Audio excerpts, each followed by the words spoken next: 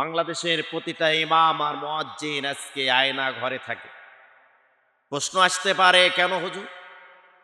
বিলাসবহুল জীবনযাপন করছে, গাড়ি আছে, বাড়ি আছে, নতুন লঙ্গি পাঞ্জাবি ইস্ত্রি করা, টুপি। আমি বলতে চাই, দ্বিতীয় বৃহত্তম মুসলিম কান্ট্রি বাংলাদেশ, এদেশে আজান শুনে ঘুম ভাঙে, আজান শুনে মানুষ ঘুমোতে যায়। টুপি দাড়িওয়ালার বাংলাদেশ, আলেম ওলামাদের বাংলাদেশ, মুফতি মুহাদ্দিসের হাফেজে কোরআনের বাংলাদেশের ভূমিতে আজকে মুসলমানের এই কান্ট্রিতে ৯৬% মুসলমানের দেশে আজকে ইমাম আর মুয়াজ্জিনেরা যত অবহেলিত, যত কষ্টে আছে, পৃথিবীর আমি যদি বলে দুবাই, কাতার, সৌদি আরব এবং বাহরাইন থেকে শুরু করে পৃথিবীতে যতগুলো মুসলিম কান্ট্রি আছে, পাকিস্তান থেকে শুরু করে, আপনি দেখবেন, জরিপ করে দেখবেন, বাংলাদেশের মতো এত অবহেলিত ইমাম আর মুয়াজ্জিন অন্য কোনো কান্ট্রিতে নাই। প্রশ্ন আসতে পারে, হুজুর কেন? আমি গবেষণা করে দেখলাম, বাংলাদেশে প্রাইমারি স্কুলটা সরকারি হয়ে গেছে, এরপরে হাই স্কুল থেকে শুরু করে যত প্রতিষ্ঠানগুলো আছে সব জায়গায় সরকারের চোখ আছে, নজরদারি আছে। কিন্তু পৃথিবীর বৃহত্তম দ্বিতীয় মুসলিম কান্ট্রি সোনার বাংলাদেশে পর্যন্ত ২,০০০, ৩,০০০, ৫,০০০ টাকাও ইমাম আর মুয়াজ্জিনের জন্য এত সরকার আসলো আর গেল, কেউ বাজেট করতে পারে নাই। আয়না ঘরের কথা বললাম এই জন্যে যে ইমামের মুয়াজ্জিনের বেতন হচ্ছে ২,০০০, ৩,০০০, পাবলিক যদি দেয় তাহলে পায়, তাও তো ৬ মাসের বাকি। এর জন্যে বাড়িতে পারিবারিকভাবে নির্যাতিত হয় একজন স্বামী হিসাবে। মূল্যবান স্বামী স্ত্রীর কাছে হতে পারে না, কারণ যেই বাড়িতে অর্থ নাই, শুধু নামাজ দেয় কিন্তু শান্তি হতে পারে না, সবই থাকতে হবে।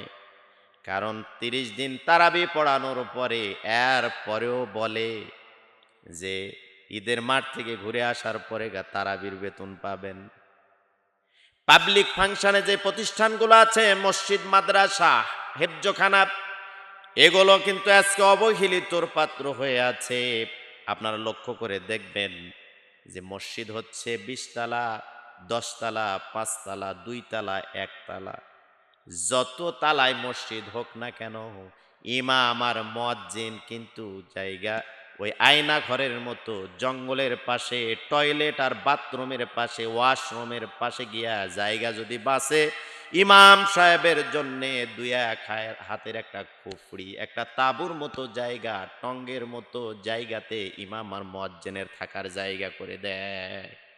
আপনারা চিন্তা করছেন যে আয়না ঘরে এত ভয়াবহ শাস্তি। হ্যাঁ, ঠিক আছে, আয়না ঘরে নির্যাতন করা হয়, কারেন্টের শক দেওয়া হয়, কষ্টে রাখা হয়, জুলুম করা হয়, নির্যাতন করা হয়, পানিশমেন্ট করা হয়, অনেক পরীক্ষার একটা জায়গা হচ্ছে আয়না ঘর। কিন্তু ৫৬,০০০ বর্গ মাইলের এই বাংলাদেশে, ৯৬% মুসলমানের দেশে ইমাম আর মুয়াজ্জিনের জায়গা কোনো ভালো বিল্ডিংয়ে হয় না, আলাদা কোনো জায়গায় তাদের জন্য থাকা, পরিবার নিয়ে থাকার জায়গা হয় না। মসজিদ নির্মাণ কাজ শেষ, যদি জায়গা বাঁচে তাহলে বারান্দার এক সাইডে একটুখানি জানালা নাই, দরজা ভালো নাই, একটা পর্দা দিয়া ছাপড়া করে কোনো রকমে ওই আয়না ঘরের মতো জায়গা বানায় সেখানে ইমাম মুয়াজ্জিনকে রাখা হয়। আমার সাথে আপনারা একমত হলেও হতে পারেন, না হইলেও না হতে পারেন। আমার বাস্তব জীবনে আমি ঘুরে ঘুরে যা দেখেছি আপনারাও দেখবেন যে প্রতিটা মসজিদ, মসজিদ কিন্তু ভিআইপি, ভিআইপি মসজিদ, হয় ছাদের উপরে একটা ছোট্ট করে একটা ঘর বানায় দিছে, পরিবার নিয়ে, ফ্যামিলি নিয়ে পর্দার সাথে সে ভালোভাবে জীবনযাপন করবে, এরকম কোনো ব্যবস্থাপনা বাংলাদেশে অধিকাংশ মসজিদ, ২-১টা মসজিদে থাকলে থাকতেও পারে, কিন্তু অধিকাংশ মসজিদে আজকে ইমাম আর মুয়াজ্জিনেরা অবহেলিত আছে। আমি বিনয়ের সাথে সরকারকে অনুরোধ করব যে আজকে ইমাম আর মুয়াজ্জিনদের ফ্ল্যাট হচ্ছে, টাইলস হচ্ছে, এই ধরনের বেতনভুক্ত করার চেষ্টা করুন। কমপক্ষে ৫-১০,০০০ টাকা ইমাম মুয়াজ্জিন সাহেব হয়তো, আর ইমাম সাহেবকে আপাতত একটা ন্যূনতম একটা রুজি রুটির ব্যবস্থা করে দেবেন।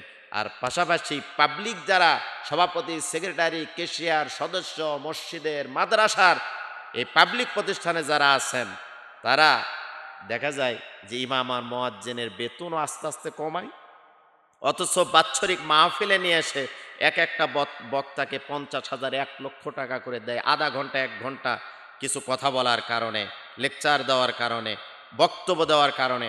অথচ ওই মসজিদ আর মাদ্রাসায় হাফেজ বানানোর ফ্যাক্টরি এবং 5 ওয়াক্ত নামাজের সামনে দাঁড়ায় যে ইমাম সাহেব নামাজ পড়ায়, এই ইমাম সাহেবের বেতন হচ্ছে 3,000 টাকা। তাহলে 1 ঘন্টা ওয়াজ করে পায় 50,000 টাকা, আর 1 মাস পান্তেগানা 5 ওয়াক্ত নামাজ পড়ায় শীতের সময় কষ্ট করে। এই ইমাম সাহেব আর খতিব সাহেব, মুয়াজ্জিন সাহেবের বেতন হচ্ছে 3,000 টাকা। এটা ইমাম আর মুয়াজ্জিনের সাথে একটা জুলুম ছাড়া অন্য কিছু হতে পারে না। আর থাকার জায়গাটাও দেখবেন যে খুব অবহেলিত একটা জায়গা, টয়লেট নাই, বাথরুম নাই, গোসলখানা নাই, কোনো রকমে একটা জানালাবিহীন, দরজাবিহীন, একটু পর্দা টর্দা দিয়া ফুটা টিনের ভিতরে পানি পড়ছে, মাকড়সার ভাষা, এই ধরনের একটা জায়গাতে ইমাম আর খতিব সাহেবকে যদি রাখেন, তাহলে মসজিদ 100 তালা বানায়াও এ জাতির আমল এবং ইলমের পরিবর্তন করা সম্ভব না এবং ভালো মানুষ বানানো সম্ভব না। ভালো মানুষ যারা বানাবে তারাই যদি একটা অবহেলাত জায়গাতে থাকে, তাহলে এই জাতি কখনো একটা সুন্দর জায়গায় পৌঁছাতে পারবে না, গর্বের জাতি হিসাবে দাঁড়াতে পারবে না।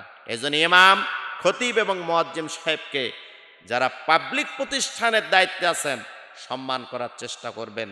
আল্লাহ পাক আমাদের সকলকেই কবুল করুন, সকলে বলছে আমিন।